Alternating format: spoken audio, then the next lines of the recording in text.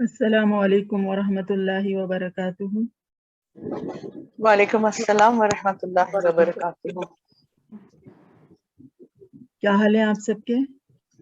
الحمدللہ ٹھیک ہے، آپ کیسی ہیں رضوانہ؟ الحمدللہ رب العالمین، اللہ کا احسان ہے۔ اللہ کا شکر، اللہ کا احسان ہے، الحمدللہ۔ نحمدہ ونصلی علی رسولہ الکریم، اما بعد فاعوذ باللہ من الشیطان الرجیم، بسم اللہ الرحمن الرحیم۔ رب اشرح لی صدری ویسر لی امری واحلل عقدۃ من لسانی یفقہوا قولی، ربی زدنی علما، اللهم أرنا الحق حقا وارزقنا اتباعه وأرنا الباطل باطلا وارزقنا اجتنابه، آمين يا رب العالمين۔ اللهم صل على محمد وعلى آل محمد وبارك وسلم۔ سورہ عبسہ، اس کا لفظی ترجمہ اپنے گروپ پہ فالو کیا ہوگا یقیناً۔ تفسیر ہم دیکھ لیتے ہیں۔ سورہ عبسہ آیت نمبر 1 سے لے کے 10 تک۔ بسم اللہ الرحمن الرحیم۔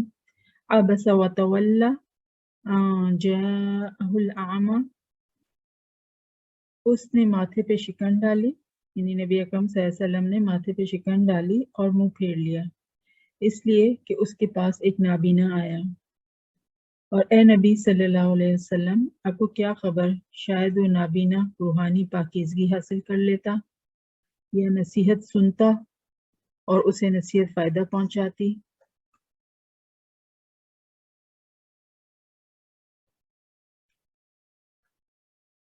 لیکن جو بے پرواہی کرتا ہے، آپ صلی اللہ علیہ وسلم اس پر پوری توجہ دیتے ہیں، حالانکہ اس کے اصلاح پذیر نہ ہونے کا آپ صلی اللہ علیہ وسلم پر کوئی الزام نہیں، اور جو آپ کے پاس دوڑتا ہوا آتا ہے اور وہ اللہ کے عذاب سے ڈر بھی رہا ہے تو آپ سے بے رخی برتتے ہیں۔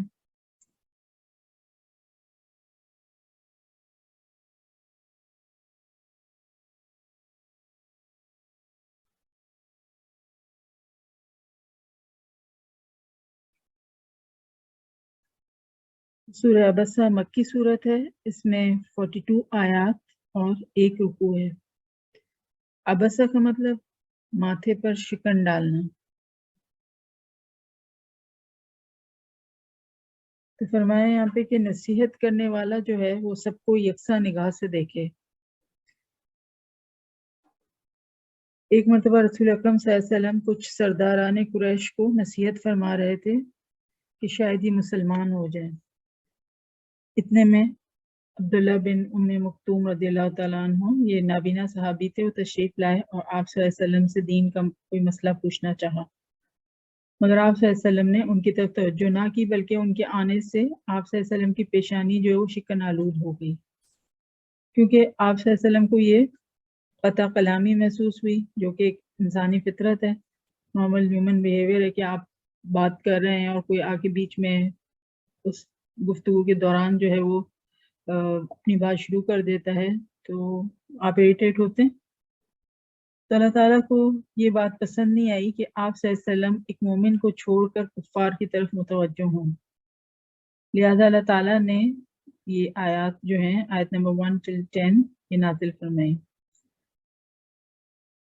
اس کے بعد آپ صلی اللہ علیہ وسلم عبداللہ بن ام مکتوم رضی اللہ تعالیٰ عنہ کی بڑی عزت کیا کرتے تھے، اور غزوات کے موقع پر انہیں مدینہ میں اپنا خلیفہ یعنی نائب بنایا کرتے تھے۔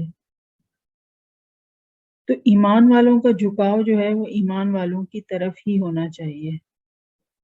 تو اس لیے ہمارے لیے کیا سبق ہے ان آیات میں کہ ہمیں بھی جو ہیو ناٹس ہیں، جو غریب لوگ ہیں، ان پر زیادہ توجہ دینی چاہیے اور ان کی مدد بھی کرنی چاہیے۔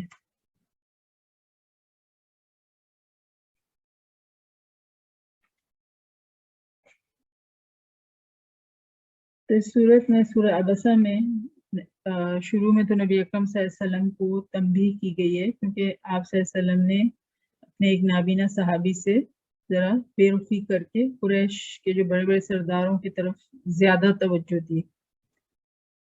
مزید اس صورت میں جو ہے وہ انسان کو اپنی تخلیق اور کھانے پینے کی چیزوں پر غور و فکر کرنے کی دعوت بھی دی گئی ہے۔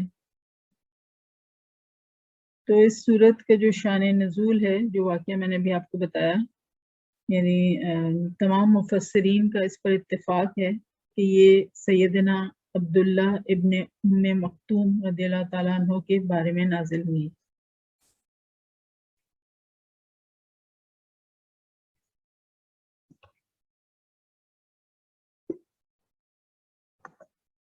اس سورہ عبسہ کے ابتدائی آیات میں جو خاص واقعہ مذکور ہے، سیرت کی کتابوں میں یہ واقعہ تفصیل سے یوں بیان ہوا ہے کہ ایک موقع پر حضور صلی اللہ علیہ وسلم کے پاس قریش کے چند بڑے سردار، جن میں کہ عتبہ، شیبہ، ابو جہل، امیہ بن خلف، ولید بن مغیرہ اور عباس بن عبد المطلب وغیرہ جو ہیں یہ بیٹھے ہوئے تھے، اور آپ صلی اللہ علیہ وسلم ان کو اسلام قبول کرنے پر آمادہ کرنے کی کوشش فرما رہے تھے۔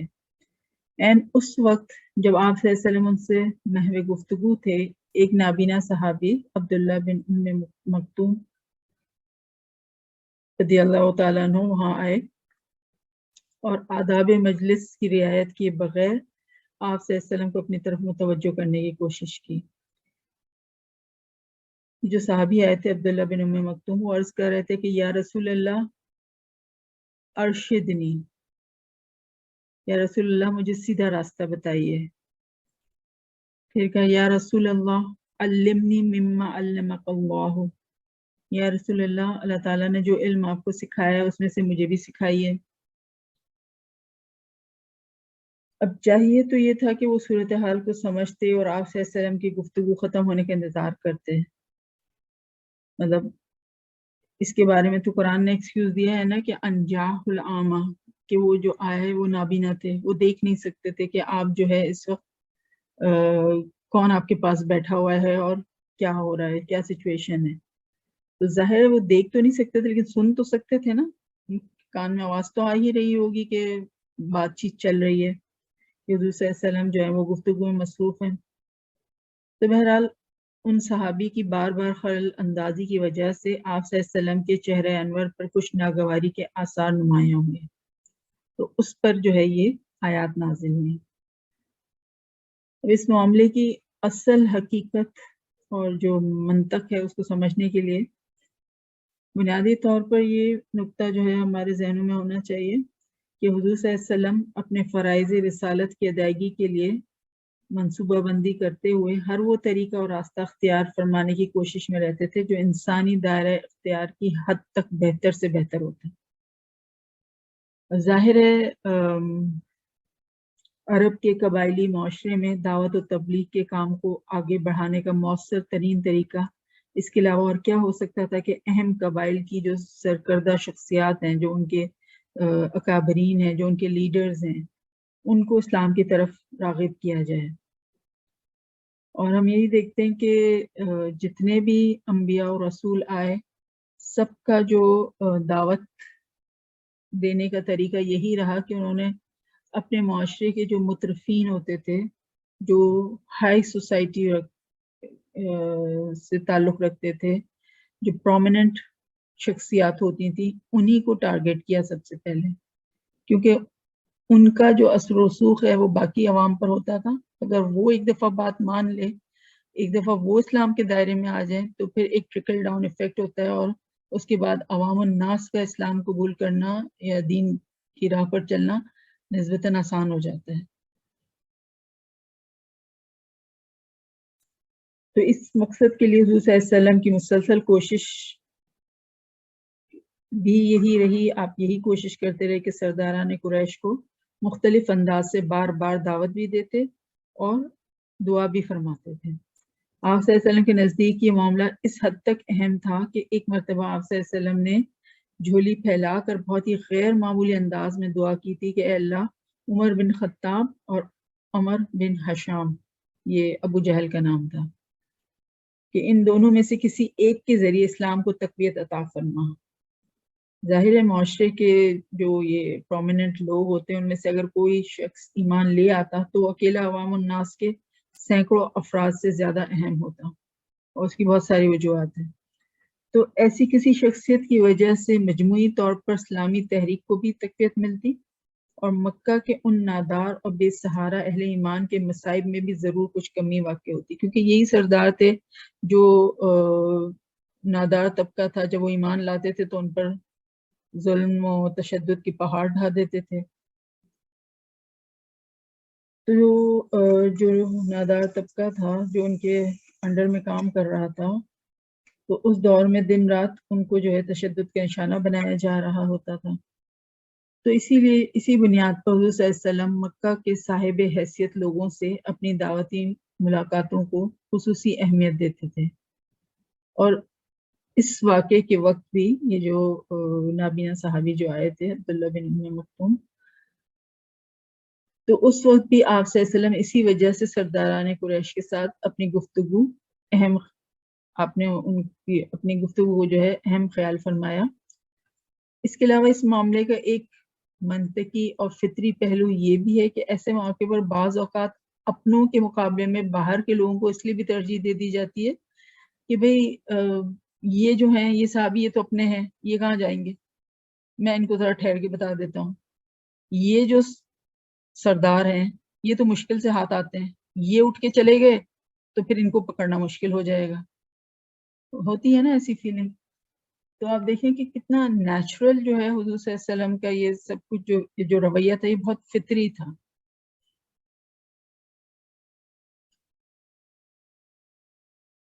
کہ بعض اوقات اپنوں کے مقابلے میں باہر کے لوگوں کو اس لیے بھی ترجیح دے دی جاتی ہے کہ یہ تو اپنے ہیں، اور وہ جو ہیں یہ اپنے ہیں تو ساری صورتحال کو سمجھتے ہیں، اور اس وجہ سے وہ اپنے آپ کو نظر انداز کیے جانے پر برا بھی نہیں منائیں گے۔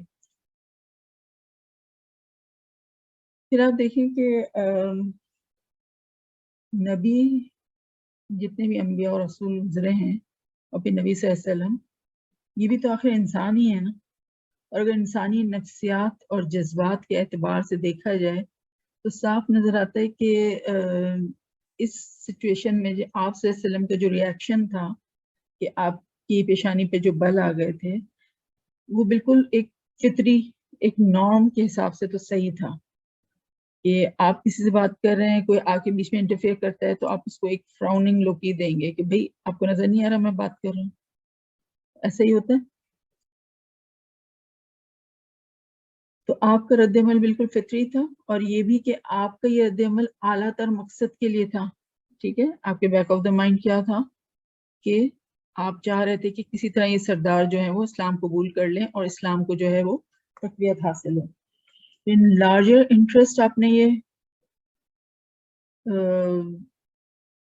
جو ریاکشن شو کیا تھا۔ پھر اگر اس معاملے کو حسنات الابراری سیئات المقربین کے بیک گراؤنڈ میں بھی دیکھنے کی ضرورت ہے۔ یہ کیا ہوتا ہے حسنات الابراری سیئات المقربین؟ حسنات کہتے ہیں نیکیوں کو، اور ابرار کون ہوتے ہیں؟ نیک لوگ، اور سیئات کہتے ہیں گناہوں کو، اور مقربین جو اللہ کے مقرب بندے ہوتے ہیں۔ تو حسنات الابرار یعنی جو نیک لوگوں کی نیکیاں ہوتی ہیں، وہ سیئات المقربین، وہ جو مقرب ہیں اللہ کے، ان کے گناہ سے تصور کیے جاتے ہیں، مطلب جسٹ اے سینگ کہ ان کے جو مقرب لوگ ہوتے ہیں، مقرب شخصیات جو ہیں، ان سے جو ایکسپیکٹیشن ہوتی ہے ان کے نیک عمل کی، وہ کتنی ہائی ہے، جن کے درجے ہیں سوا ان کی سوا اور ہے، کیونکہ ان کو جو اتنے بلند درجے دیے گئے ہوتے ہیں، تو پھر ہمارے آپ کے لیے جو نیک عمل تصور ہوگا جس پر کہ ہمیں اجر ملے گا، وہ تو اسی لیول کا، اس لیول کا عمل اگر وہ کریں تو وہ تو ان کی خطا تصور ہوگی۔ This is not required of them, ان سے تو بہت اعلیٰ معیار، اعلیٰ عمل کی توقع ہے۔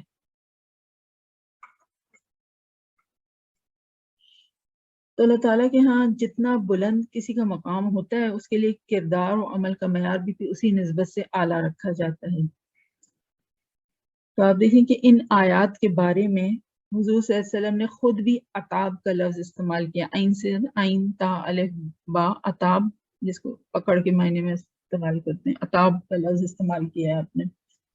اور روایت میں آتا ہے کہ ان آیات کے نزول کے بعد، جب یہ سورہ بسا کی آیات نازل ہوئی تھی، اس کے بعد جب بھی حضرت عبداللہ بن ام مکتوم رضی اللہ تعالیٰ عنہ آپ صلی اللہ علیہ وسلم کے پاس حاضر ہوتے تو آپ صلی اللہ علیہ وسلم ان کی عزت اور ان کی اکرام فرماتے. اب آپ سوچیں ہمارے سامنے کوئی ایسا شخص آ جائے جس کی وجہ سے ہمیں ڈانٹ پڑی ہو, ہمارا اس کے ساتھ ایٹیٹیوڈ کیا ہوگا؟ اول تو ہم اس کو دیکھنا ہی نہ چاہیں, اور اگر مڑبھیڑ ہو بھی جائے تو پھر ہم کس طرح سے اس سے بات کریں گے؟ یقیناً ترشی کے ساتھ, کیونکہ ہماری تو انا بہت فرجائل ہوتی ہے نا, وہ تو ہرٹ ہو جاتی ہے فوراً.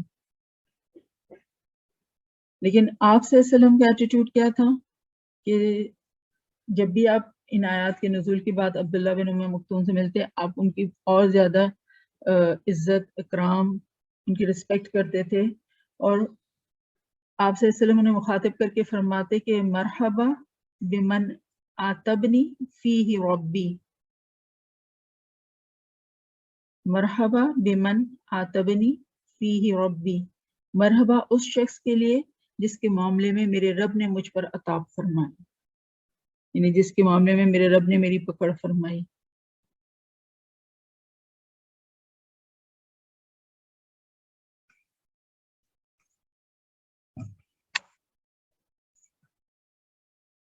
تو this is point to be noted کہ انبیاء اور رسول جو ہوتے ہیں ان سے جو یہ تو معصوم ہوتے ہیں نا, معصوم عن الخطا, ان سے کوئی گناہ سرزد نہیں ہوتا, لیکن جو تھوڑی بہت جو خطا جس کو تصور کیا جاتا ہے نا, ان کی خطائیں کیا ہوتی ہے, خدا نخواستہ جو ہے وہ شر کی طرف جھکاؤ نہیں ہوتا, یا کوئی نفس کی طرف ان کا جھکاؤ نہیں ہوتا جو غلطیاں سرزد ہوتی ہیں ان سے, بلکہ کیا ہوتا ہے کہ خیر کی طرف ضرورت سے زیادہ جھکاؤ ہو جاتا ہے, اس کو بھی جو ہے خطا تصور کیا جاتا ہے.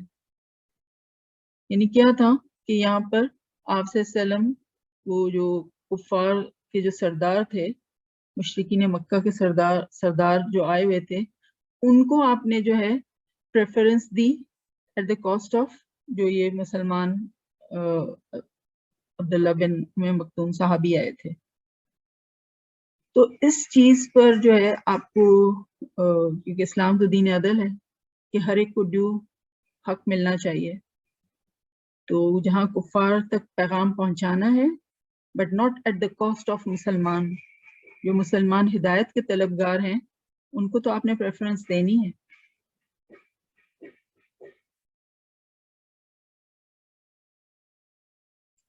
یہ تھا کہ جب نیکی کی طرف زیادہ جھکاؤ, زیادہ جو ہے آپ نے توجہ اس طرف دے دی, تو یقیناً جب زیادہ توجہ کسی طرف دے رہے ہیں آپ کفار کی طرف, تو کوئی آپ کی توجہ سے محروم بھی ہو رہا ہے, اور وہ یقیناً پھر یہ صحابی تھے کہ جن کو وہ کچھ پوچھنے آئے تھے اور کوئی ہدایت کے طلبگار تھے, اور آپ صلی اللہ علیہ وسلم نے جو پھر ان کو ایڈریس نہیں کیا تھا. تو یہ چیز ہے کہ حضور صلی اللہ علیہ وسلم روایت میں آتا ہے کہ یہ صورت اترنے کے بعد رسول اللہ صلی اللہ علیہ وسلم ابن ام مکتوم کے ساتھ بڑے عزت اور احترام سے پیش آیا کرتے تھے. نبی اکرم صلی اللہ علیہ وسلم کو مخاطب کر کے فرمایا گیا کہ کیا آپ نے اس لیے ماتھے پہ شکن ڈالے اور بے توجہی برتی کہ آپ کے پاس ایک نابینا آیا, حالانکہ نابینا زیادہ نرمی اور عزت کا مستحق تھا. پھر اگر اس کے دین کے احکام پوچھنے سے آپ کی گفتگو میں رکاوٹ پیدا ہوئی ہے تو اس میں اس نابینا صحابی کا کیا قصور؟ اسے کیا پتا کہ آپ کس سے بات کر رہے ہیں؟ آپ نے جو یہ سمجھا کہ یہ نابینا تو مسلمان ہی ہے, کسی اور وقت مسئلہ پوچھ لے گا, مجھے کافر کو مسلمان بنانے پر زیادہ توجہ دینی چاہیے. تو یہ بات اگر ایک حد تک تو درست ہے, لیکن آپ کے لیے اس بات کا خیال رکھنا بھی ضروری تھا کہ وہ کافر تو آپ کی ہدایت سے فائدہ اٹھانے کو تیار ہی نہیں ہے, وہ تو ویسی ہی بات سننے بیزاری سے آپ کی بات سن رہا ہے, جبکہ یہ نابینا آدمی حصول ہدایت کی تڑپ لے کر آپ کی خدمت میں حاضر ہوا ہے. مطلب آپ دیکھیں کہ کوئی ایک شخص ہے جو کہ بہت ہی مہلک بیماری کا شکار ہے, ایک خوفناک بیماری میں مبتلا ہے, تو یقیناً اس شخص کا علاج کو پریفرنس دی جائے گی, اس کا علاج پہلے ہونا چاہیے. لیکن اگر وہ شخص دوا لینے پر آمادہ ہی نہیں ہے تو اس کے پیچھے ٹائم ویسٹ کر کر آپ دوسرے مریضوں کو تو نگلیکٹ نہیں کر سکتے, उनको इग्नोर नहीं कर सकते। तो नबी सल्लल्लाहु अलैहि वसल्लम अगर आप उन पर तवज्जो फरमाएं जो हिदायत के तलबगार हैं, तो वो आपसे दीनी रहनुमाई हासिल करके नेक अमाल करें जिससे उनका अखलाक और किरदार संवर जाए, उनके बातिन की इस्लाह और दिल का मैल जो है वो दूर हो और आपकी नसीहत सुनने से उन्हें ज़्यादा फ़ायदा हासिल हो जाए। और आप देखें कि ये आप सल्लल्लाहु अलैहि वसल्लम ने जो है एक नाबीना सहाबी होते हुए उनको मतलब एक जिस्मानी उज़र होते हुए भी मदीना में जब आप गए थे तो फिर आप जब गज़वात के लिए जाते थे तो 2 दफ़ा ऐसा हुआ कि आपने पीछे अब्दुल्लाह बिन उम्मे मक्तूम को जो है वो मदीने की अपना नाइब जो है वो बना के गए थे, उनके अंडर में आपने वो दिया था मदीने को, वो पीछे जो है तमाम मामलात को संभाल रहे थे।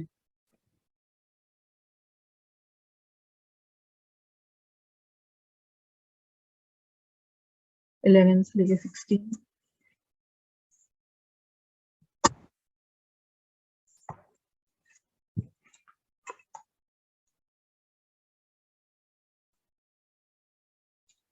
कल्ला इन्नहा तज़किरा, हरगिज़ नहीं, बेशक ये कुरान तो एक नसीहत है, जो चाहे उससे नसीहत हासिल कर ले, वो काबिल एहतराम सहीफों में महफूज है,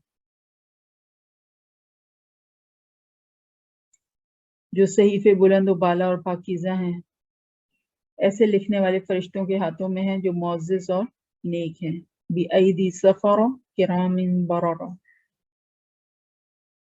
तो कुरान करीम नसीहत व हिदायत की किताब है, जो चाहे इससे नसीहत हासिल करे, इसमें कोई ज़बरदस्ती नहीं। बस ये नहीं होना चाहिए कि मुखलिसीन को छोड़कर मोरदीन पर तवज्जो दें, जो मुखलिसीन हैं उनको प्रेफरेंस दी जाएगी।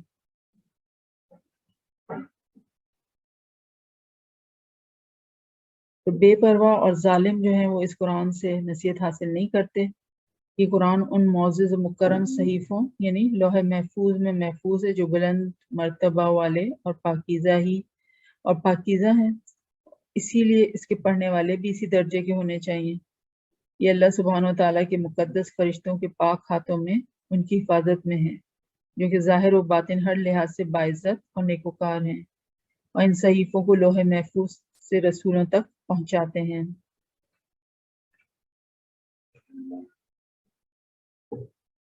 तो किसी के ईमान ना लाने के आप जिम्मेदार नहीं हैं, है ना। हिदायत किसको मिलनी है किसको नहीं मिलनी, all rights are reserved with अल्लाह। नबी सल्लल्लाहु अलैहि वसल्लम से फरमाया गया कि जो लोग अपने गुरूर और शेखी की वजह से हक की परवाह नहीं करते और उनका तकब्बुर उन्हें इजाज़त नहीं देता कि अल्लाह ताला और उसके रसूल सल्लल्लाहु अलैहि वसल्लम के अहकाम को तस्लीम करें, और अपनी दौलत और सरदारी की वजह से आपकी परवाह नहीं करते, आप उनके पीछे पड़ रहे हैं, हालांकि अल्लाह ताला की तरफ से आप पर कोई पाबंदी नहीं कि ये मगरूर और शेखीबाज आपकी दावत से क्यों दुरुस्त ना हुए। ये तो नहीं पूछा जाएगा कि क्यों हिदायत नहीं लाए, आपने पैगाम पहुंचा दिया, आपका काम मुकम्मल हो गया, क्योंकि आपका तो काम सिर्फ दावत और तबलीग करना है, जो आपने एहसन अंदाज में कर दिया है। अब आपको इस किस्म के कुफ्फार के पीछे पड़ने की जरूरत नहीं है।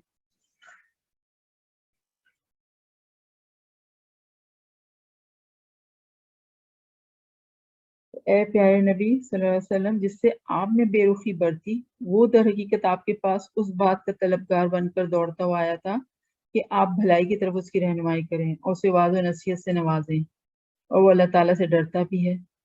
तो ऐसे लोगों की तो कदर अफजाई की जरूरत है, ना कि उनसे गफलत और बेरुखी बरती जाए।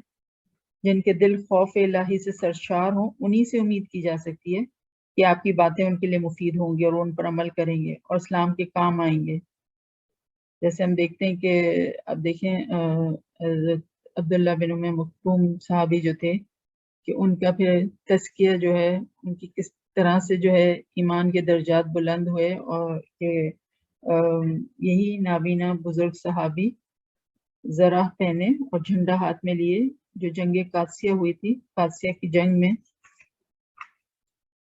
शरीक हुए थे और आखिर इसी मार्के में शहीद हुए, यानी शहादत का दर्जा जो है इन्होंने हासिल किया।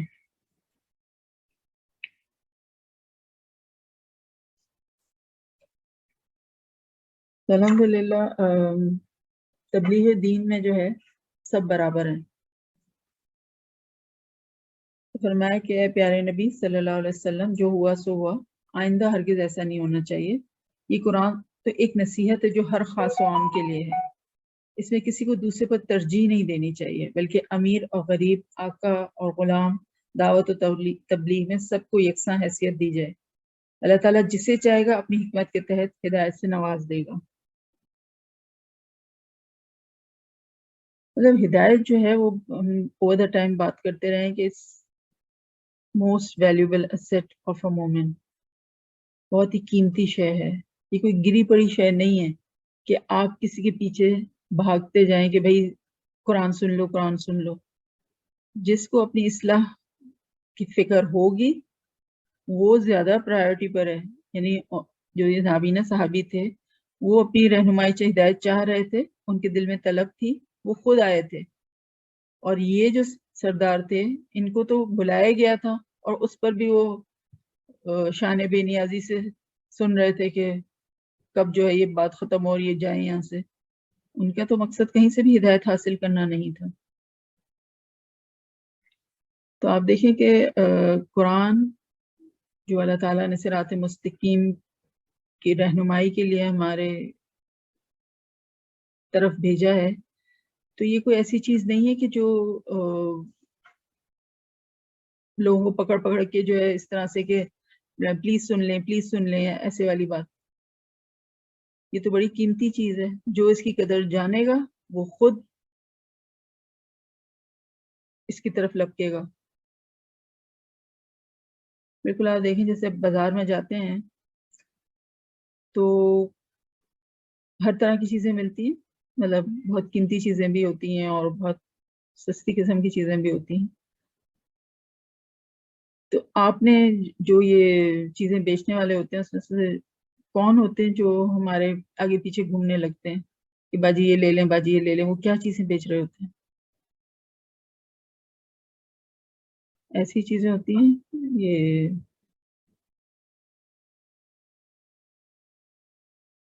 سیفٹی پن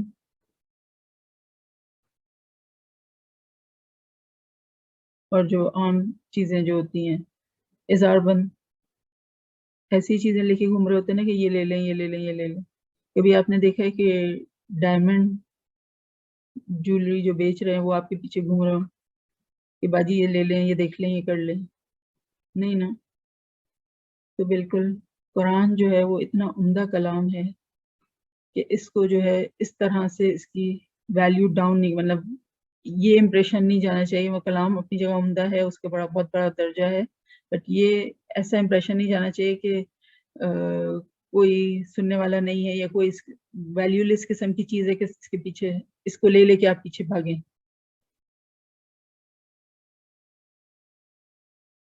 جو بے قدرے لوگ ہیں ان کے پیچھے بھاگیں اس طرح سے۔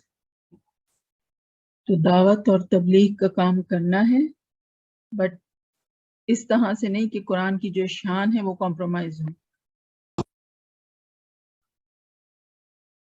یہ جو فرمایا ہے کہ فمن شاء ذکر، تو جو چاہے اس سے نصیحت حاصل کر لے۔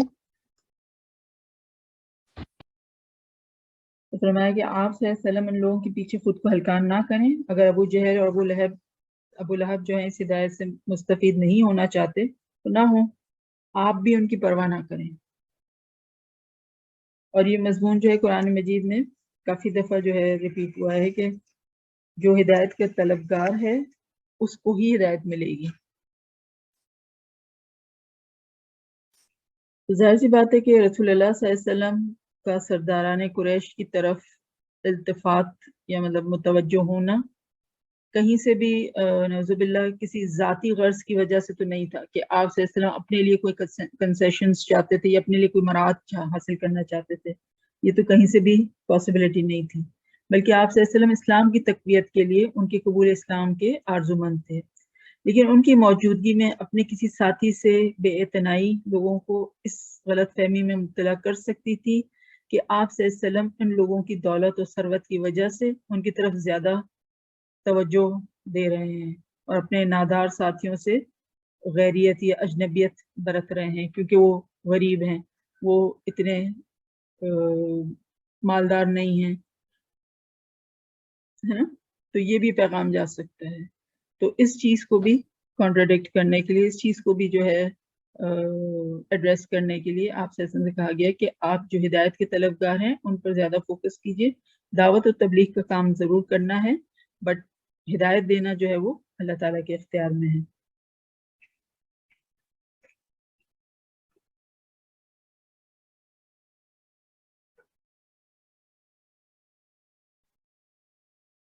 قرآن مجید جو ہے وہ باعث نصیحت ہے. متکبر مالدار لوگ اگر قرآن کو نہ پڑھیں اور اس نصیحت پر کان نہ دھریں تو اپنا ہی برا کریں گے. قرآن مجید تو سراسر ہدایت کی کتاب ہے. جو چاہے اسے پڑھ کر, اس کے احکام جان کر اور ان پر عمل کر کے اس سے نصیحت حاصل کر لے, اس میں اس کا اپنا فائدہ ہے. اور جو اس سے اعراض کرے اور بے رخی برتے, جیسے کہ قریش کے سرداروں نے کیا, تو اس کے پیچھے پڑھنے اور روگ لگانے والی فکر کی پھر ضرورت نہیں ہے. کیا ان مغرور لوگوں کے نہ ماننے سے قرآن کی عزت اور وقت کم ہو جائے گی؟ ہرگز ایسا نہیں ہے. قرآن تو وہ ہے جس کی آیتیں 7 آسمانوں کے اوپر لوح محفوظ میں نہایت معزز, بلند مرتبہ اور صاف ستھرے صحیفوں میں لکھی ہوئی ہیں نا. جو یہ کہا کہ فی صحف مکرمہ, صحف مکرمہ سے کیا مراد ہے؟ لوح محفوظ, ام الکتاب, کتاب مکنون. اس طرح سے قرآن میں مختلف جگہوں پہ اس طرح سے اس کو یاد کیا گیا. قرآن مجید کے جو اوریجنل ورژن ہے وہ اللہ تعالیٰ کے پاس موجود ہے.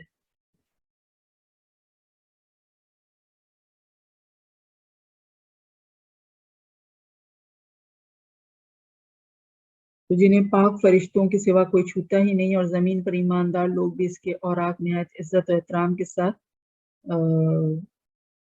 پڑھتے اور سمجھتے ہیں. پھر فرمایا کہ اللہ تعالیٰ نے قرآن مجید کو رسول اللہ صلی اللہ علیہ وسلم تک پہنچانے والے فرشتوں کی تعریف کرتے ہوئے فرمایا کہ اللہ تعالیٰ کے یہاں بہت عزت والے اور نہایت نیک ہیں.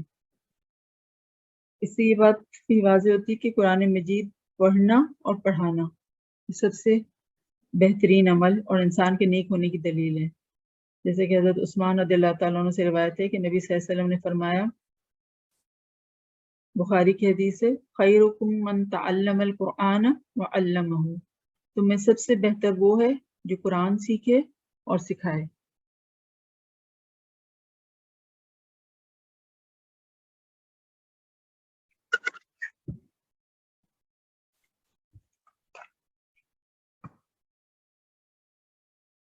تو کرام بررہ یعنی جو قرآن حامل قرآن جو ہوتے ہیں, جنہوں نے قرآن کو اپنے اندر ایبزارب کیا ہوتا ہے, اس میں حافظ قرآن اور عالم قرآن سب شامل ہیں.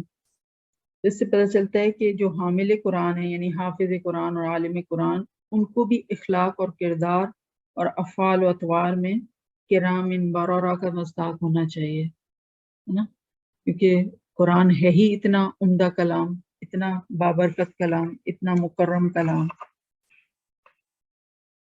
تو قرآن کی تلاوت کے اجر کے بارے میں ایک حدیث ہے جس کا مفہوم ہے کہ بخاری کی حدیث ہے. یہاں پہ بھی سفرتن اور کرام بررہ کا لفظ جو ہے وہ فرشتوں کے لیے استعمال ہوا ہے. نبی اکرم صلی اللہ علیہ وسلم نے فرمایا کہ قرآن صحت کے ساتھ پڑھنے میں ماہر قیامت والے دن بزرگ نیکوکار فرشتوں کے ساتھ ہوگا. صحت کے ساتھ پڑھنے یعنی کہ پورے اس کے خوبصورتی کے ساتھ, جو ہم کہتے ہیں نا تجوید کی پروناؤنسیشن اور مخارج اور تمام قواعد کو اپلائی کرتے ہوئے جو پڑھتے, قرآن جو صحت کے ساتھ پڑھے, قرآن کی تلاوت کرنے میں جو ماہر ہوگا وہ قیامت والے دن بزرگ نیکوکار فرشتوں کے ساتھ ہوگا. اور جو قرآن اٹک اٹک کر پڑھتا ہے اور اس کے پڑھنے میں سے مشقت ہوتی ہے, یعنی جو ماہرین ہیں ان کی طرح سہولت اور روانی سے نہیں پڑھتا, بلکہ کوشش کر کر کے رکتا ہے, پھر پڑھتا ہے, پھر اٹک کے پھر دوبارہ پیچھے جاتا ہے, پھر پڑھتا ہے. تو جو اٹک اٹک کے پڑھتا ہے اس کے لیے دگنا اجر ہے, لہو اجرانی. الحمدللہ کوشش کرتے تجوید کا علم ضرور حاصل کرنا چاہیے, تاکہ ہم کوشش کرنے والوں میں تو ہم لکھ لیں, ہم ایسے پڑھ تو نہیں سکتے جیسے کہ حضور صلی اللہ علیہ وسلم کی تلاوت ہوتی تھی, جیسے صحابہ کی تلاوت ہوتی تھی, بٹ ہم کوشش کر سکتے ہیں.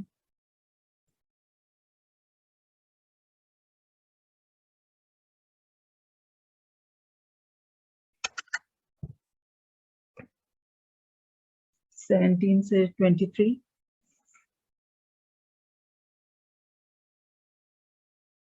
قتل الانسان ما اکفرہ، انسان ہلاک ہو، یہ کس قدر ناشکرہ ہے. اسے اللہ نے کس چیز سے پیدا کیا؟ ایک نطفے سے اسے پیدا کیا، پھر اس کی تقدیر مقرر کی، پھر اس کے لیے ماں کے رحم سے نکلنے کے راستے کو آسان بنایا، پھر اسے موت دی اور قبر میں پہنچایا، پھر جب اللہ چاہے گا اسے زندہ کر دے گا. ہرگز نہیں، اس انسان نے اب تک اللہ کے حکم کی بجا آوری نہیں کی جو اس نے اسے حکم دیا.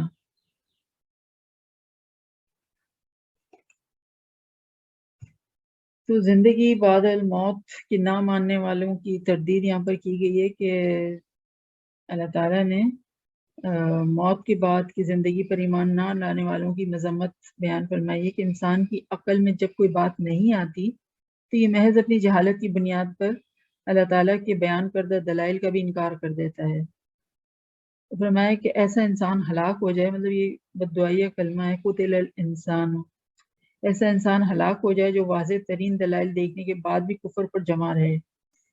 کیا وہ یہ نہیں جانتا کہ اسے منی کے ایک قطرے سے پیدا کیا گیا، پھر اس کی ساری زندگی کی تقدیر لکھی گئی، پھر اللہ نے اس کے لیے ہدایت کا راستہ آسان کر دیا کہ اپنے خالق اور مالک اور اپنے دین کو پہچانے، پھر اسی خالق نے اسے موت دی اور قبر کے اندھیروں میں پہنچا دیا کہ وہاں سے اپنی مرضی سے کبھی باہر نہیں آ سکتا، پھر وہی خالق جب چاہے گا اسے دوبارہ زندہ کر کے اپنے سامنے کھڑا کر دے گا.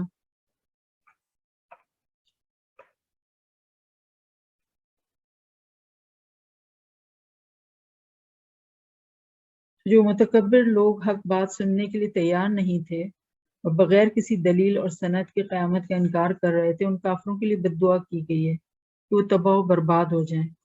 مطلب یہ سخت ترین بد دعا ہے جو کسی کے لیے کی جا سکتی ہے. مطلب آپ کہیں کہ مارا جائے وہ انسان، تو اس سے بڑی بد دعا اور کیا ہو سکتی ہے؟ کیونکہ دنیا میں سب سے آخری سزا یہی ہے کہ کسی کو ختم کر دیا جائے، کسی کا قتل ہو جائے. تو قتل الانسان ما اکفرہ، وہ کس چیز کا انکار کر رہے ہیں؟ مارا جائے وہ بدبخت. یہ ہے انداز. تو فرمایا کہ اے انسان خود کو پہچان. انسان کو تکبر اور ناشکری کسی طرح زیب نہیں دیتی. کیوں نہیں زیب دیتی؟ جبکہ اس کی جو اوریجن ہے وہی دیکھ لے، اس کی جو ابتدا ہے ایک حقیر قطرے سے پیدا کیا گیا. اللہ تعالیٰ نے پیدا کرنے کے دوران میں اس کی ہر چیز کا اندازہ مقرر فرمایا کہ اتنی مدت نطفہ رہے گا، پھر خون کی پھٹکی، پھر لوتھڑا، پھر جاندار خوبصورت انسان بنے گا، پھر اس کی ہر چیز اندازے کے ساتھ بنائی. مطلب جو انسان کی تقدیر لکھی گئی ہے، ہر انسان کی تقدیر سپر پرفیکٹ ہے. کیوں؟ کیونکہ اس کے لکھنے والا العلیم القدیر ہے.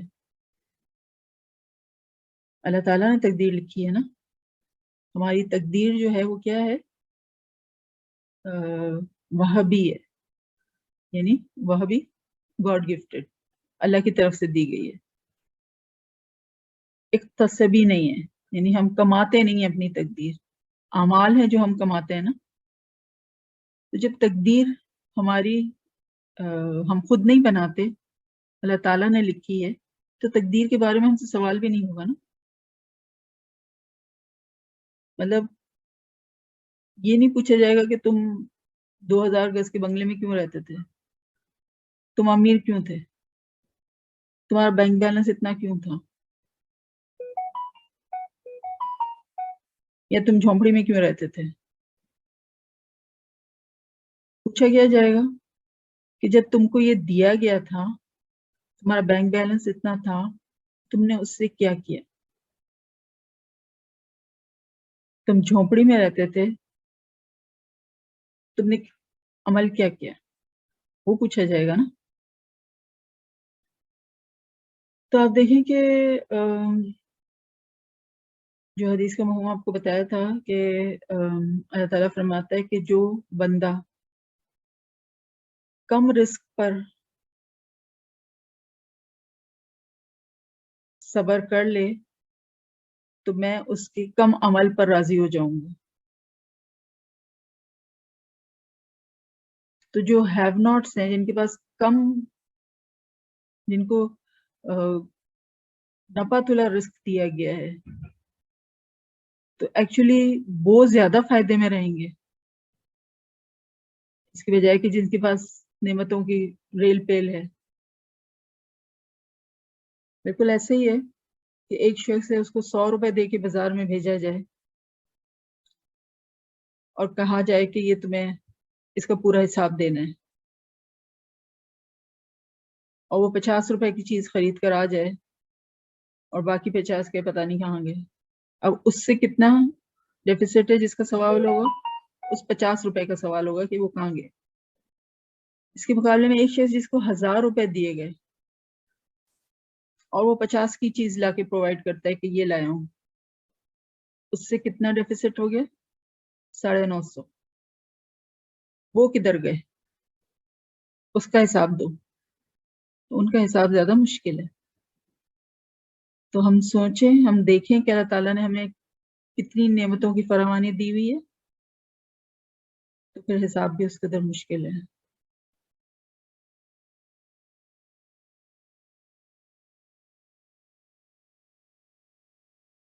تو کوئی چیز بھی اللہ تعالیٰ کی جو ہے بے تکی اور بے ڈھنگی نہیں ہے. پھر ماں کے پیٹ ہی میں وہ سب کچھ فرشتے کو لکھوا دیا جو اس نے زندگی بھر کرنا تھا. پھر اس کے لیے ماں کے پیٹ سے نکلنے کا راستہ آسان کر دیا اور بھلائی اور برائی کے راستے واضح کر دیے.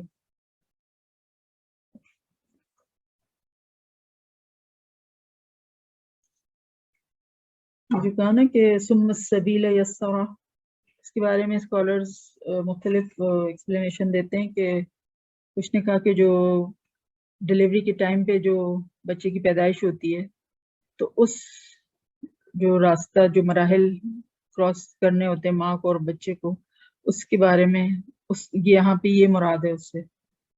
کچھ کا خیال ہے کہ یہ صراط مستقیم کی بات ہو رہی ہے، کہ جو سیدھا راستہ جو کہ آخرت میں انسان کو سرخرو کرے گا، وہ اس کی بات ہو رہی ہے یہاں پہ.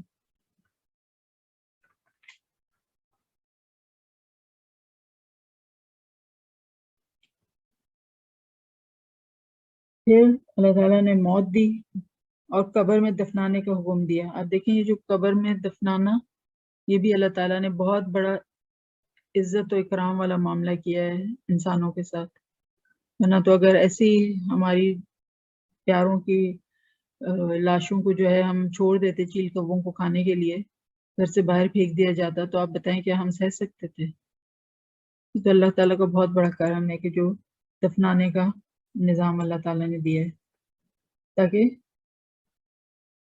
جو میت ہے اس کا احترام برقرار رہے، ورنہ درندے اور پرندے اس کی لاش کو نوچ نوچ کر کھاتے، جس سے اس کی بے حرمتی ہوتی.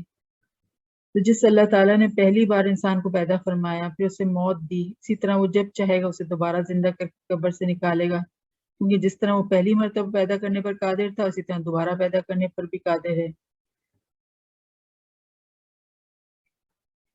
یہ جو فرمائے نا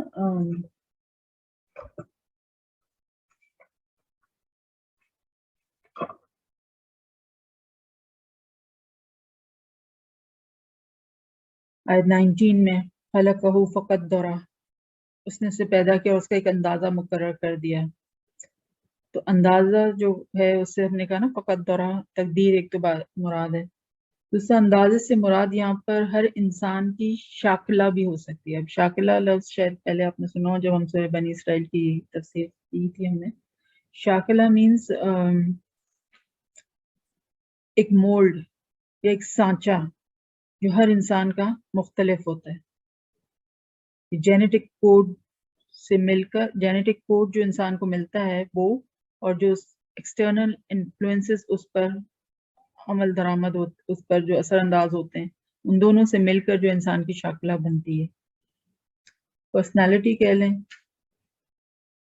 انسان کا شاکلہ دراصل اس کی فطری یا جبلی خصوصیات اور اس کے ماحول کے اس کی شخصیت پر مرتب ہونے والے اثرات کے مجموعے سے تشکیل پاتا ہے. مطلب یہ شاکلہ جو ہے انسان کی پوٹینشیلٹی، اس کی کیپیبلٹی، اس کے اندر کتنی استعداد موجود ہے وہ ڈٹرمن کرتا ہے. یعنی ہر انسان کی وہ شخصیت جو اسے پیدائشی طور پر جینز کی صورت میں اپنے والدین کی طرف سے ملتی ہے، عملی زندگی میں آ کر اپنے ماحول کے مخصوص اثرات کی وجہ سے ایک خاص قالب میں ایک خاص فارم میں ڈھل جاتی ہے. تو انسانی شخصیت کے اسی فارم کو اس انسان کا شاکلہ کہا جائے گا. ٹھیک ہے، تو اس سے یہ بھی مراد ہو سکتا ہے خلقہ فقدرہ.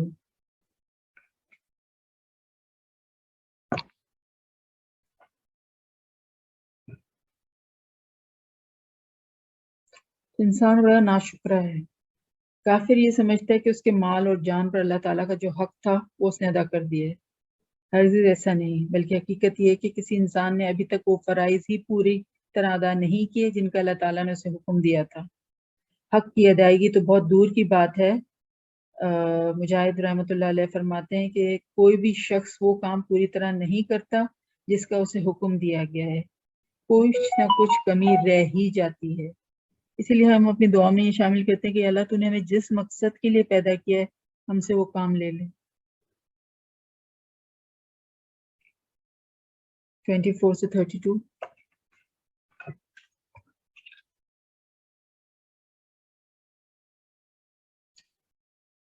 فَلْيَنْظُرِ الْإِنسَانُ إِلَىٰ طَعَامِهِ. بس انسان کو چاہیے کہ اپنے کھانے کو دیکھے کہ ہم نے خوب بارش برسائی، پھر ہم نے زمین کو اچھی طرح پھاڑا، پھر ہم نے اس میں اناج اگائے اور انگور اور سبزیاں اگائیں اور زیتون اور کھجوریں بھی اور گھنے باغات بھی اور میوے اور چارہ یعنی گھاس بھی اگایا جو تمہارے جانوروں کے فائدے کے لیے ہے.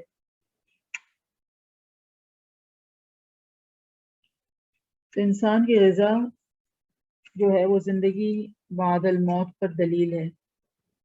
انسان کو کبھی اپنے کھانے پر بھی غور و فکر کرنا چاہیے کہ کس طرح اس تک پہنچا. کیا اسے معلوم نہیں کہ اللہ تعالیٰ نے آسمان سے پانی برسایا، پھر زمین کو زرخیز بنایا اور اس میں سے غلہ، انگور، ترکاری، زیتون، کھجور، گھنے باغ اور میوے پیدا کیے. کیا اس سے پہلے ان چیزوں کا کوئی وجود تھا؟ ان ساری چیزوں نے مل کر انسان کی غذا یعنی کھانے پینے کی اشیاء کی صورت اختیار کی. تو اللہ تعالیٰ اسی طرح انسان کو نئے سرے سے پیدا کرنے پر بھی قادر ہے.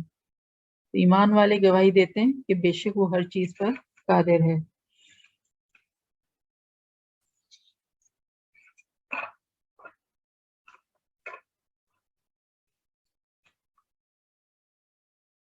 انسان کی زندگی کے اسباب اور سامان اللہ تعالیٰ نے مہیا کیے ہیں. مطلب پہلے انسان اللہ تعالیٰ نے فرمایا کہ انسان کے پیدا کرنے اور اس کے مارنے کا ذکر تھا، ابھی جو پچھلی آیات تھی. اب اس کی زندگی اور بقا کے سامان کو یاد دلایا گیا ہے جو اگرچہ انسان کی ذات سے تعلق نہیں رکھتے مگر ان کے بغیر وہ زندہ بھی نہیں رہ سکتا. اللہ تعالیٰ نے فرمایا کہ اپنی قریب ترین چیز یعنی کھانے ہی کو دیکھ لو کہ اس کی تیاری کے لیے ہم نے کائنات کی کتنی قوتوں کو مصروف کر رکھا ہے. پہلے زمین پر خوب اچھی طرح پانی برسایا، پھر اسے پھاڑ کر اس میں سے اناج، سبزیاں، زیتون، انگور، کھجور اور میوے اگائے جن سے تم فائدہ اٹھاتے ہو. اور اسی زمین ہی سے ہم نے تمہارے جانوروں کے لیے ایسی نباتات اگائیں جو انہی کے لیے خاص ہیں، انسان انہیں نہیں کھاتے. ذرا سوچو تو ایک گھاس کے تنکے کی کیا طاقت تھی کہ زمین کو چیر پھاڑ کر باہر نکل آتا. بیج میں یہ طاقت ہم ہی نے رکھی ہے کہ وہ زمین پھاڑ کر باہر نکل آئے. اللہ تعالیٰ فرماتا ہے کہ اے لوگوں، کائنات کا یہ عظیم و شان سلسلہ اور یہ تمام چیزیں تمہاری اور تمہارے کام آنے والے جانوروں کی زندگی کے سامان کے لیے بنائی گئی ہیں. اب اپنی ناشکریوں کو دیکھو کہ میں تمہاری خاطر یہ سب کچھ بنا سکتا ہوں مگر تمہارے خیال میں تمہیں مرنے کے بعد زندہ نہیں کر سکتا. What a paradox. ہرگز نہیں، میں تمہیں ضرور دوبارہ زندہ کروں گا. پھر آپ دیکھیں یہ جو فرمایا نا کہ اپنے کھانے کی طرف دیکھو. انا صببنا الماء صبا، ہم نے خوب بارش برسائی. ثم شققنا الارض شقا، پھر ہم نے زمین کو اچھی طرح پھاڑا. تو اس کو ہم اس طرف بھی لے جا سکتے ہیں کہ آسمان سے جب وحی کی بارش برسی تو پھر جب دل کی زمین پھٹی تو وہ بارش جو ہے وہ اندر سما گئی. تو یہ جو کہا نا کہ ثم شققنا الارض شقا، شق ہونا مینز واٹ؟ دراڑ کرنا. تو دل کی زمین میں ہم یہ تو جانتے ہیں نا کہ قرآن جو ہے وہ دل پر نازل ہوا ہے حضور صلی اللہ علیہ وسلم کے، اور دل ہی پر اس کا اثر قائم ہوتا ہے، قرآن دل ہی میں جذب ہوتا ہے. لیکن دل کی زمین اگر ہوموجینس ہوگی تو قرآن اوپر سطح سے بہہ جائے گا، ٹھہرے گا نہیں. قرآن کو ایبزارب ہونے کے لیے دل کی زمین کو شک ہونا پڑے گا، یعنی دل ٹوٹنا پڑے گا. ٹوٹے ہوئے دل میں قرآن جا کے جو ہے ٹھہرتا ہے. جب لوگوں کے ریاکشنز اور لوگوں کی باتیں سن کر ہمارا دل دکھتا ہے، دل ٹوٹتا ہے، تو پھر وہ پیالہ بنتا ہے، وہ ریسیپینٹ بنتا ہے جس میں کہ وہی سماتی ہے، قرآن کا کلام جو ہے وہ اللہ کا کلام جو ہے وہ سماتا ہے، اور پھر وہ اندر جذب ہوتا ہے. اور پھر کیا ہوتا ہے، جیسے فرمایا کہ فَأَنبَتْنَا فِيهَا حَبًّا، پھر ہم نے اس میں اناج اگائے. تو پھر جب ایمان کا بیج، وہی کا بیج جو ہے دل میں بو دیا جاتا ہے، تو پھر جو ہے نیکی کی فصل لہلہاتی ہے.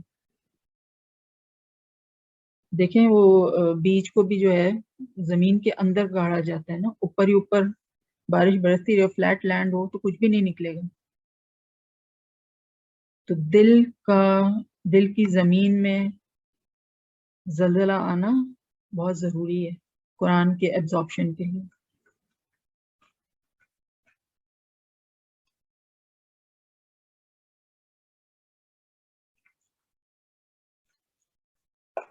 33 سے 37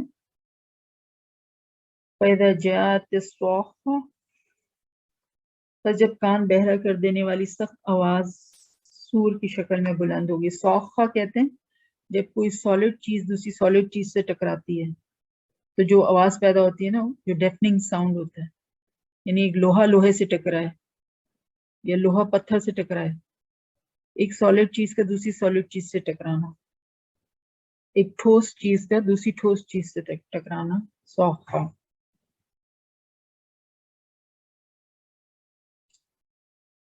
اس دن آدمی اپنے بھائی سے بھاگے گا، اپنی ماں، اپنے باپ سے بھی، اپنی بیوی اور اپنی اولاد سے بھی بھاگے گا.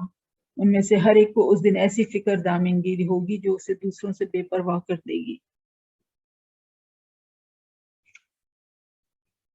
قیامت کی بدحواسی، جب صاخہ یعنی انتہائی بھیانک چیخ اور پکار والی آواز سور کی شکل میں آئے گی، وہ ایسا ہولناک دن ہوگا کہ انسان اپنے سگے بھائی، جان نچھاور کرنے والی ماں، شفقت کی تصویر بنے باپ، محبتوں کے پھول برسانے والی بیوی اور آنکھوں کو ٹھنڈک پہنچانے والی اولاد سے بھی بھاگے گا. اس دن ہر ایک دوسرے سے بے پرواہ اور اپنی ذات کی فکر میں گم ہوگا. یہاں تک کہ انبیاء علیہ السلام بھی اپنی سلامتی کی دعائیں مانگ رہے ہوں گے، جیسے کہ فرمایا کہ اے لوگوں اپنے رب کے عذاب سے ڈرو، بے شک قیامت کا زلزلہ بڑی ہولناک چیز ہے. اس دن تم دیکھو گے کہ ہر دودھ پلانے والی دہشت کی وجہ سے اپنے دودھ پیتے بچے کو بھول جائے گی. ہر حاملہ اپنا حمل گرا دے گی، اور اس دن آپ لوگوں کو مدہوش دیکھیں گے، حالانکہ وہ مدہوش نہیں ہوں گے بلکہ اللہ کا عذاب بڑا سخت ہوگا. سورہ حج کی آیات ہے نا، نمبر 1 اور نمبر 2. تو اس دن اگر کوئی چیز انسان کو فائدہ دے گی تو صرف اور صرف اس کے نیک اعمال ہوں گے جو اس نے اللہ سبحانہ و تعالیٰ کو راضی کرنے کے لیے کیے ہوں گے. That's it. جب سور میں پھونک دیا جائے گا تو قیامت ایک نہایت ہیبتناک آواز کے ساتھ واقع ہو جائے گی جو کانوں کو بہرا کر دے گی. مطلب یہ کہ آج تو حق کا انکار کرنے والے رسول اللہ صلی اللہ علیہ وسلم کی دعوت اور تبلیغ سے اپنے کان بند کیے ہوئے ہیں، لیکن اس دن کیا کریں گے جس دن اللہ تعالیٰ کے حکم سے سور میں پھونکا جائے گا اور اس کی آواز کانوں کے پردے پھاڑ دے گی. دنیا میں قریبی رشتے داریاں ایسی ہوتی ہیں کہ ایک دوسرے کے لیے جان تک قربان کرنے کو تیار ہو جاتے ہیں، لیکن روز قیامت ایک دوسرے کو پہچاننے کے باوجود ہر کوئی دوسرے سے بھاگے گا. اس وقت ہر شخص کو اپنی جان کے لالے پڑے ہوں گے. احباب اور قارب ایک دوسرے کو اس خیال کی وجہ سے نہیں پوچھیں گے کہ کوئی اس کی نیکیوں میں سے نہ مانگے، کوئی اپنا کلیم نہ دائر کر دے. ایسا نہ ہو کہ کوئی اپنے گناہ میرے سر لاد دے، یا رشتہ دار جو ہے کوئی حق نہ مانگ لے اپنا، یا اس کے خلاف کوئی گواہی نہ پیش کر دے. ظلم کے بدلے میں اس کے گناہ نہ اٹھانے پڑ جائیں تو ہر کوئی دوسرے سے بھاگے گا، جان چھوڑے گا، نفسا نفسی کا عالم ہوگا کہ بس میرا نفس بچ جائے، باقی والدین، اولاد، میاں بیوی، بھائی بہن، جس کو چاہے لے لو، میری جان چھوڑ دو، میری جان خلاصی ہے بس۔ تو ام المؤمنین حضرت عائشہ رضی اللہ تعالیٰ عنہ سے روایت ہے کہ نبی اکرم صلی اللہ علیہ وسلم نے فرمایا قیامت کے دن لوگ ننگے بدن، ننگے پاؤں اور بے ختنہ اٹھائے جائیں گے۔ ام المؤمنین عائشہ رضی اللہ تعالیٰ عنہ نے پوچھا فَكَيْفَ بِالْعَوْرَاتِ، مطلب مرد و زن حاجی آپ کی آواز سلو آ رہی ہے۔ سب کے پاس ایسا ہو رہا ہے؟ اب صحیح آئی ہے، پہلے سلو آ رہی تھی۔ اچھا ٹھیک ہے۔ ام المومنین حضرت عائشہ رضی اللہ تعالیٰ عنہ سے روایت ہے نبی اکرم صلی اللہ علیہ وسلم نے فرمایا کہ قیامت کے دن پھر سلو ہو گئے باجی، پھر سلو ہو گئی، سلو ہو گئی ہے۔ چلیں اب آ رہی ہے آپ کو؟ اب صحیح اب ہے۔ آئی۔ چلیں الحمدللہ۔ تو حضرت عائشہ رضی اللہ تعالیٰ عنہ سے روایت ہے کہ نبی اکرم صلی اللہ علیہ وسلم نے فرمایا قیامت کے دن لوگ ننگے بدن، ننگے پاؤں اور بے ختنہ اٹھائے جائیں گے۔ ام المومنین حضرت عائشہ رضی اللہ تعالیٰ عنہ نے پوچھا فَكَيْفَ بِالْعَوْرَاتِ، مرد و زن کے سطروں کا کیا بنے گا؟ یعنی کیا اس طرح شرمگاہوں پر نظر نہیں پڑے گی اگر ہم ننگے ہوں گے تو؟ نبی اکرم صلی اللہ علیہ وسلم نے اس کے جواب میں یہ آیت تلاوت فرمائی لِكُلِّ امْرِئٍ مِّنْهُمْ يَوْمَئِذٍ شَأْنٌ يُغْنِيهِ، ان میں سے ہر شخص کا اس دن ایسا حال ہوگا جو اسے دوسروں سے بے پرواہ کر دے گا۔ کسی کو کسی کے شرمگاہ کی طرف دیکھنے کی فرصت ہی کہاں ہوگی، تو ہر کوئی اپنی جان بچانے کے چکر میں ہوگا۔ اور اس کی منظر کشی یہاں پہ کی ہے نا، یوم یفر المرء من اخیہ، ایک ایک رشتہ وہ گنوایا ہے کہ جس کی خاطر ہم دنیا میں جو ہے اللہ کی نافرمانی مول لیتے ہیں، لیکن رشتے ناراض نہ ہوں۔ لوگ کیا کہیں گے، کوئی ہم سے اپنی محبتیں واپس نہ لے لے، اس ڈر سے ہم جو ہے اللہ کے احکامات کو جو ہے وہ رد کر دیتے ہیں، بٹ ناراضگیاں مول نہیں لینا چاہتے۔ لیکن حشر کے میدان میں قیامت کے دن یہی رشتہ داریاں جو ہے منہ موڑ لیں گی ہم سے۔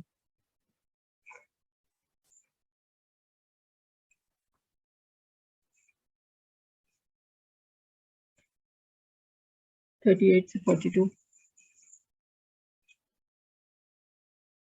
وجوہ یومئذ مسفرہ، اس دن کچھ چہرے چمکتے ہوں گے جو ہنستے ہوئے حشاش بشاش ہوں گے، اور اس دن کچھ چہرے غبار آلود ہوں گے، ان چہروں پر سیاہی چھائی ہوئی ہوگی، یہی کافر و بد کردار لوگ ہوں گے۔ تو جنتی اور جہنمی کی پہچان کرائی گئی ہے۔ جس طرح دنیا میں کافر و مومن الگ الگ ہیں، اس طرح آخرت میں بھی ان کا انجام ایک دوسرے سے مختلف ہوگا، جس کی پہچان ان کے چہروں سے ہی ہو جائے گی۔ مومنین کے چہرے پر مسرت، شگفتہ اور تر و تازہ، مومنین کے چہرے جو ہیں وہ پر مسرت، شگفتہ اور تر و تازہ ہوں گے، جبکہ کفار کے چہرے غم سے سیاہ اور دھوئیں میں اٹے ہوئے ہوں گے۔ اللہ تعالیٰ فرماتا ہے کہ اس قیامت کے دن کچھ چہرے چمکتے ہوئے ہوں گے اور کچھ سیاہ ہوں گے۔ جن لوگوں کے چہرے سیاہ ہوں گے ان سے کہا جائے گا کیا تم لوگوں نے ایمان لانے کے بعد کفر اختیار کیا تھا، لہذا اب اپنے کفر کے بدلے میں عذاب کا مزہ چکھو۔ اور جن لوگوں کے چہرے چمکتے ہوئے ہوں گے وہ اللہ کی رحمت میں ہوں گے جس میں وہ ہمیشہ رہیں گے۔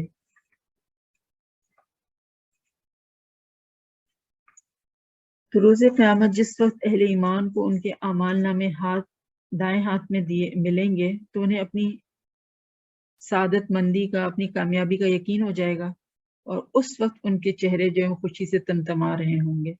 یہ اس وقت کی منظر کشی کی گئی ہے جو کہا ہے نا کہ وجوہ یومئذ مسفرہ، اس دن کچھ چہرے چمکتے ہوں گے۔ جب اعمال نامہ دائیں ہاتھ میں مل جائے گا تو خود بے خود انجام پتہ چل جائے گا کہ کہاں جانے والے ہیں، تو ان کے چہرے جو ہیں وہ چمک رہے ہوں گے۔ ضاحکۃ مستبشرہ، ہنستے ہوئے حشاش بشاش ہوں گے۔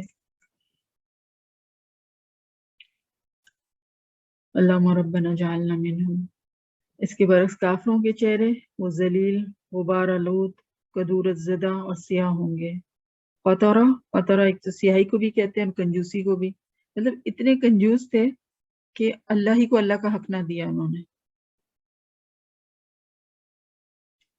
تو ایسا اس لیے ہوگا کہ وہ دنیا میں اللہ کا، رسولوں کا اور قیامت کا انکار کرتے تھے اور بد کردار بھی تھے. مطلب ایک تو وہ بات آ جاتی نا کہ جس نے اللہ کو ہی سرے سے نہیں مانا، جس نے رسول کو ہی سرے سے نہیں مانا، جس نے آخرت کو ہی سرے سے نہیں مانا، اور پھر وہ بھی کہ جس نے اللہ کو تو مانا پر اللہ کی نہیں مانی، جس نے رسول کو تو مانا پر رسول کی نہیں مانی، جس نے آخرت کو تو مانا پر آخرت کی تیاری نہ کی، تو وہ بھی اسی میں ہوگا. وجوہ یومئذ علیہا غبرہ ترہقها قطرہ اولئک هم الکفرۃ الفجرہ. یہی کافر اور بد کردار لوگ ہوں گے. تو اللہ تعالیٰ ہمیں اپنی پناہ میں رکھے ایسے انجام سے. آمین. اب دیکھیں قرآن مجید جو ہے وہ ہمارے سامنے وہ حقائق رکھتا ہے جن کا ہم اس دنیا میں بھی مشاہدہ کر سکتے ہیں. قرآن بالکل ہمیں ایک ویژولائزیشن ایسی دیتا ہے نا کہ بالکل ایسی جیسے سامنے ہو رہی ہو بات. وہ طلبہ، وہ اسٹوڈنٹ جنہوں نے سال بھر محنت کی، لگن اور توجہ سے امتحان دیا اور اچھے نتائج کے لیے اللہ تعالیٰ کے حضور دعا گو رہے، تو جیسے ہی ان کے بہتر نتائج کا اعلان ہوگا تو اعلان سنتے ہی ان کے چہرے خوشی سے کھل اٹھتے ہیں. وہ خوشی خوشی گھر کو لوٹتے ہیں اپنا رزلٹ کارڈ، اپنی رپورٹ کارڈ جو ہے لہراتے ہوئے، اور ہر طرف سے انہیں مبارکباد کے پیغام موصول ہوتے ہیں. اس کے برعکس وہ اسٹوڈنٹس جو سال بھر اپنا وقت برباد کرتے ہیں، اسٹڈیز میں ریگولر نہیں ہوتے، والدین اور اساتذہ کے جو نصیحت آموز باتیں ہوتی ہیں اس سے منہ موڑتے ہیں، ان کے دل اپنے امتحان کے نتائج پر گواہ ہوتے ہیں، اور جو ہی ان کا اعلان ہوتا ہے ان کے چہروں پر اداسی اور سیاہی چھا رہی ہوتی ہے، ڈپریسڈ، جسے ہر شخص محسوس کر سکتا ہے. تو کچھ ایسا ہی منظر قیامت کے دن اللہ تعالیٰ کے فرما بردار اور نافرمان لوگوں کا ہوگا. اللہ تعالیٰ ہمیں فرما برداروں والا انجام نصیب فرمائے اور اس کی تیاری کرنے کی توفیق عطا فرمائے. وما علینا الا البلاغ. تھوڑا سے کر لیتے ہیں ٹرو اینڈ فالس، جلدی سے بتا دیجیے گا مجھے. سورہ عبسہ مکی صورت ہے اور اس میں 34 آیات اور 2 رکوع ہیں. صحیح یا غلط؟ غلط. غلط، یس. 42 آیات ہیں اور 1 رکوع ہے. وہ 1 رکوع ہے. یہ قرآن تو ایک نصیحت ہے جو ہر خاص و عام کے لیے ہے. صحیح یا غلط؟ صحیح. متکبر مالدار لوگ اگر قرآن کو نہ پڑھیں اور نصیحت پر کان نہ دھریں تو دوسرے لوگوں کا نقصان کریں گے. غلط. اپنا نقصان کریں گے. اپنا نقصان کریں گے، بالکل. کسی اور کا کیا، خود اپنا نقصان کر رہے ہیں. اللہ تعالیٰ نے ماں کے پیٹ ہی میں وہ سب کچھ فرشتے کو لکھوا دیا جو اس نے زندگی بھر کرنا تھا. صحیح. صحیح. قرآن مجید اللہ تعالیٰ کے ہاں جنت الفردوس میں محفوظ ہے. لوہے قلم، لوہے محفوظ میں، محفوظ میں ہے یہ. 7ویں آسمان. جی. عزت دار وہ نہیں جو لوگوں کے ہاں معزز ہو، بلکہ حقیقی معزز وہ ہے جو اللہ تعالیٰ کے نزدیک عزت والا ہو. صحیح. بالکل صحیح. مرنے کے بعد جہاں بھی انسان کا جسم جائے وہی اس کی قبر ہے. ایسا ہے؟ صحیح. صحیح ہوتا ہے. صحیح. جی. جہاں بھی اگر کوئی ایئر کریش میں اس کا انتقال ہو گیا، اس کے اعضاء جو وہ بکھر گئے، تو جہاں جہاں اس کے اعضاء گرے وہی اس کی قبر ہے. کسی کے سمندر میں ڈوب کر کسی کا انتقال ہوا تو وہ جہاں بھی اس کی باڈی گئی اور جو بھی اس کے ساتھ ہوا تو وہ وہیں اس کی قبر بن گئی، ہے نا. تو جو جہاں گیا ہوا اس کی قبر ہے. مرنے کے بعد جہاں بھی انسان کا جسم جائے گا وہی اس کی قبر ہوگی. ضروری نہیں کہ جو ہم مٹی کی جو قبر ہم دیکھتے ہیں ہم وہ اسی کی ہو. اگر کسی کو قبر نہیں ملی تو ہم کہیں گے اس کی تو قبر ہی نہیں ہے، اس پہ تو قبر کا عذاب ہی نہیں ہوگا یا قبر کا ثواب ہی نہیں ہوگا. ایسا نہیں ہے. ٹھیک ہے، یہی بات بتائی گئی کہ مرنے کے بعد جہاں بھی انسان کا جسم جائے گا وہی اس کی قبر ہوگی. ٹھیک ہے، چلیں. جزاکم اللہ خیرا کثیرا. السلام علیکم ورحمۃ اللہ وبرکاتہ.